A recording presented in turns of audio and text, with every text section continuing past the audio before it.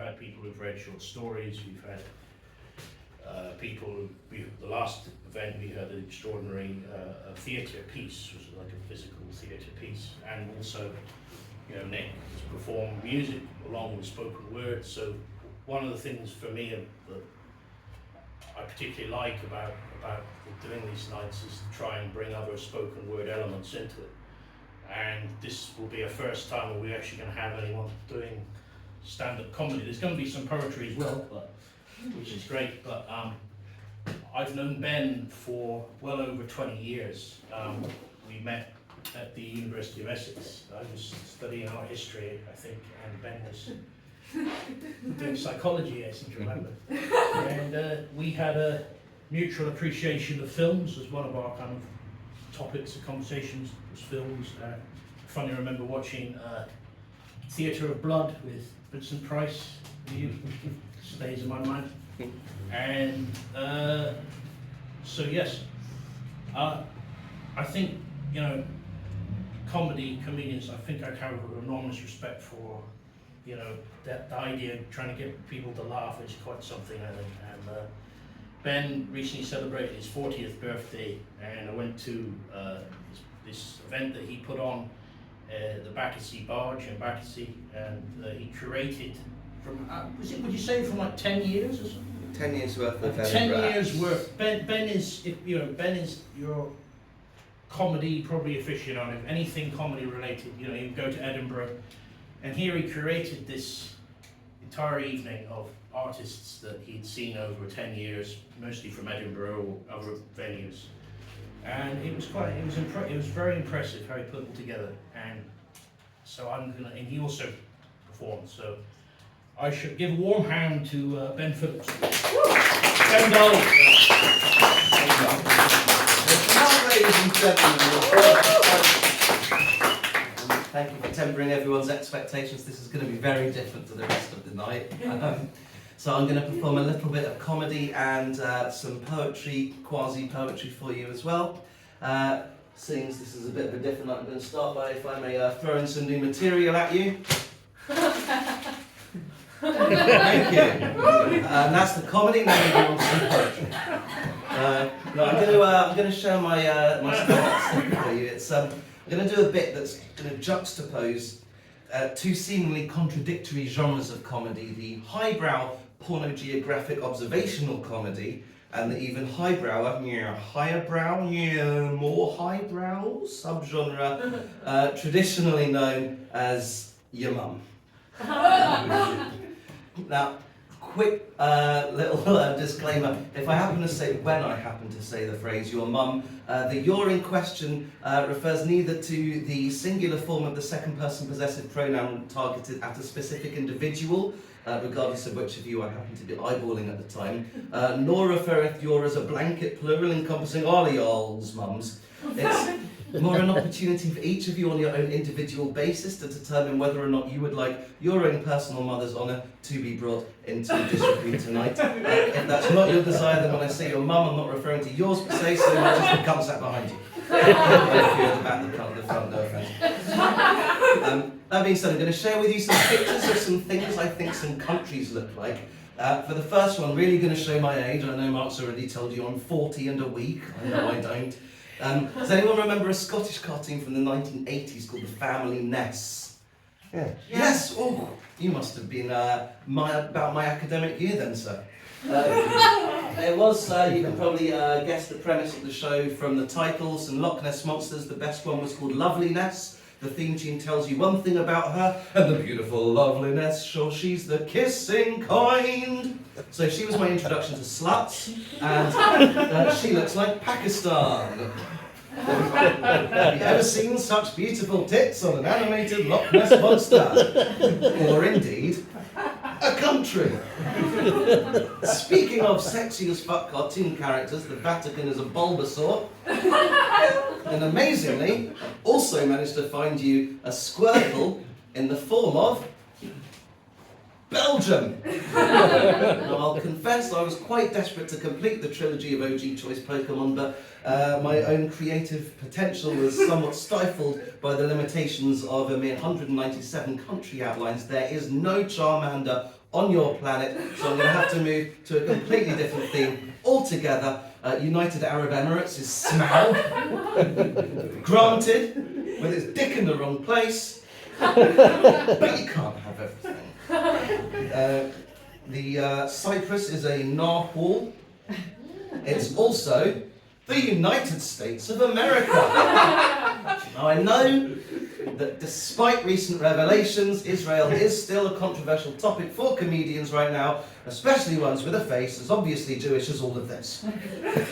But please put any feelings aside and appreciate for a moment how much it looks like a bottle opener. Heck, someone should introduce it to Benin! Now, eagle-eyed fans of West African geography out there may have spotted one or two things, and first of all, yes, Benin is upside down, and yes, looks less like a bottle than a cock. But the good news is I've saved some more cock-like countries for later, so don't you worry. Staying with Africa for a little bit, and Burundi is the last thing you see if you cross that evil bastard from the Temple of Doom. And hell yes, what's got one opposable thumb and a bicep like Somalia? This guy! Gonna change my brand for a moment. Basically, I'm in my 40s now, I can do whatever the fuck I want. So the next one I'm going to show you is the scene from Jurassic World where the Mesosaurus leaps from the water and plucks the pteranodon from the sky, but it is not a country. It's the US state of Michigan! And getting back on brand for a moment, in the idea that spawned this entire offensive piece of crap. Anyone remember 1998? Second season of South Park. There's a character in one scene called Conjoined Fetus Lady. I give you the Netherlands. I know.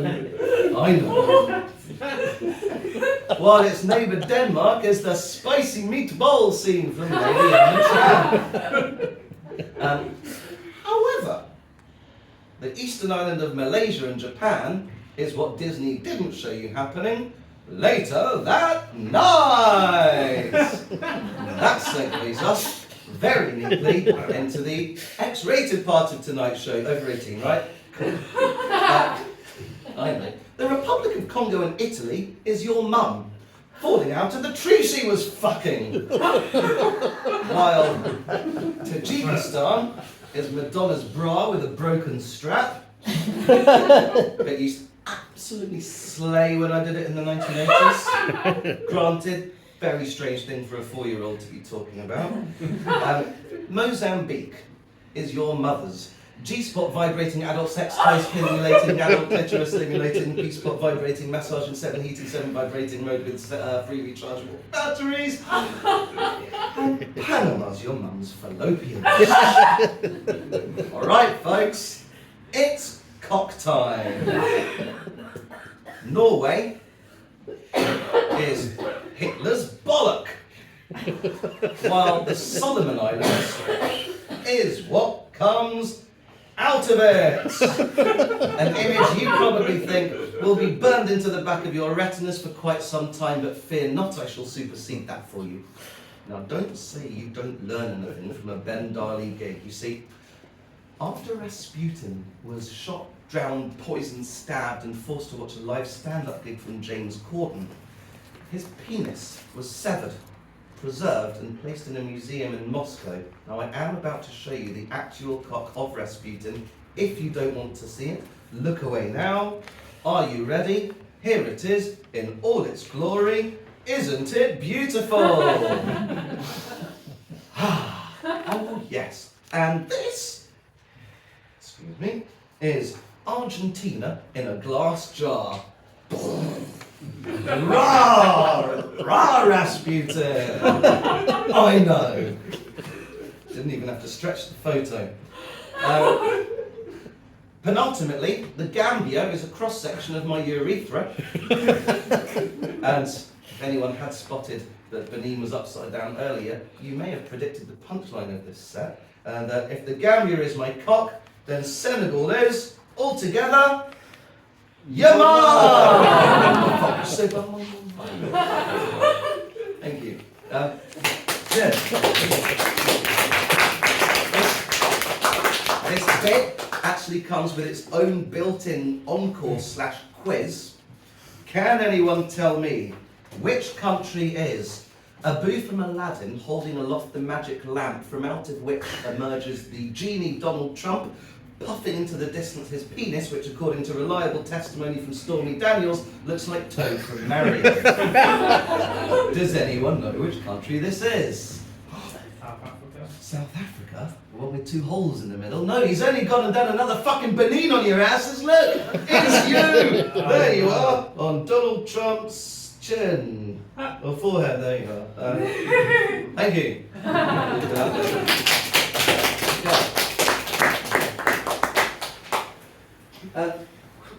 When I was 7, I learnt how to rhyme. So naturally, I wrote a book of poems. I was invited up in school assembly in April 1992 to read out 3 poems, and I thought I'd read the same 3 for you today. This makes you the first adult audience to hear these poems, and simultaneously the second ever audience. I actually have with me the original master copy of my book of poems. This is 33 years old, older than some of your mistresses. And I'm going to read you 3 today. I'm looking forward to sharing this with an audience. I know it by heart, but I'll use the book anyway for effect. The first one is called Mud. Mud is splashy. Mud is fun. If I couldn't splash around in mud, I'd turn into a nun. Mud is splishy. Mud is groovy. I'd like to take a ball of mud and put it in a movie. Mud is sploshy. Mud is great. But I would not like to see some mud placed on my breakfast plate. Thank you. If, like me, you're now picturing a podgy, bespectacled, autistic, Jewish 7-year-old virgin dressed as a nun, albeit an unmuddied one, then, like me, you're a fucking perv, aren't you? Next one is called Monsters. Monsters are gutty. Some are gooey too. You would not like to meet the philosopher Boo. Some monsters throw gut balls that are headed your way. You would not like to meet the philosopher High-Guffin Tootay. I'm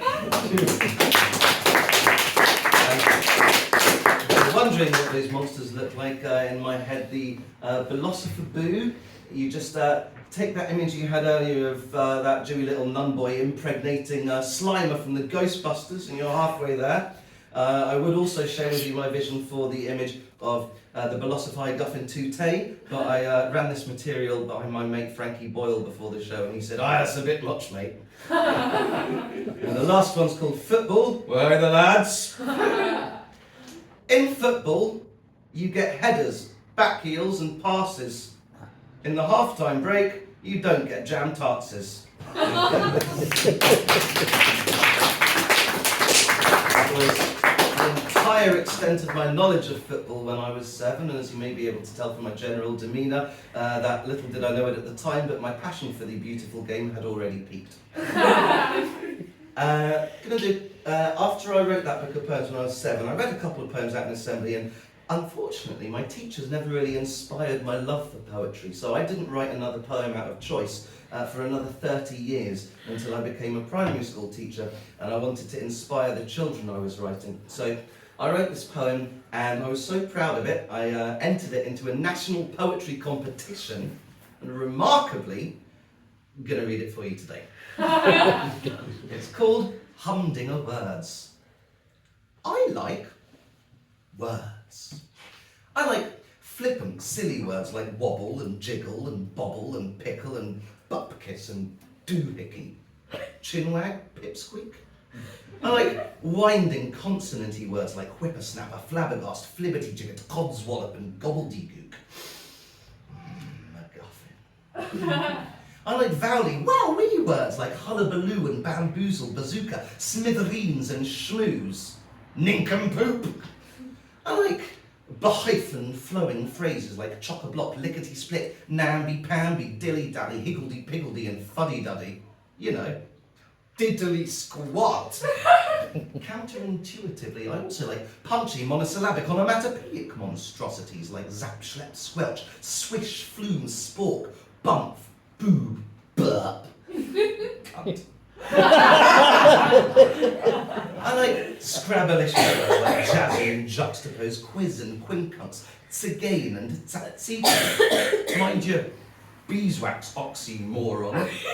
I like mystical, mesmeric words like vortex, tmesis, phantasmagoria, celador. Capiche? Moribund vampire?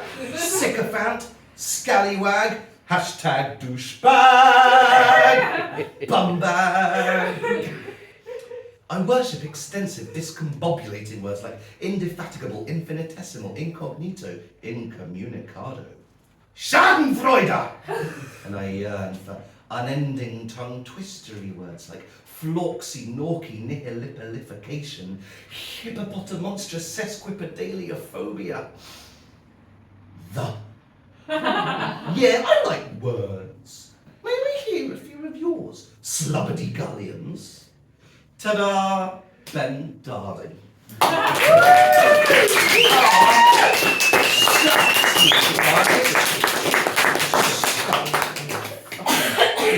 Yes.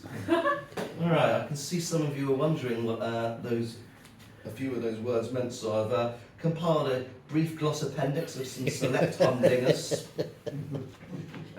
Glossappendix, a juxtaposition of glossary and appendix, a term used online precisely 0 times as of today, on a statistic I'll be keeping track of if I ever gain any kind of recognition.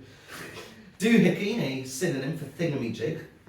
MacGuffin, a doohickey employed to drive the plot of a movie. Origin, Alfred Hitchcock. Schlep, either noun, a burdensome journey, or verb to carry a burdensome item. Origin, Yiddish, obviously. Boob, abbreviation for booby. Booby, a seabird. See also, tit. Schmooze, see sycophant. Quincunx, 5 items arranged like the 5 pips on a die to be pronounced carefully. Tmesis, in bloom inserting a word inside a bloody another one. Sycophant, see schmooze. Hippopotamonstrous sesquipedaliophobia, antonym of hippopotamonstrous sesquipedaliophilia. And slubbity gullion, see mirror.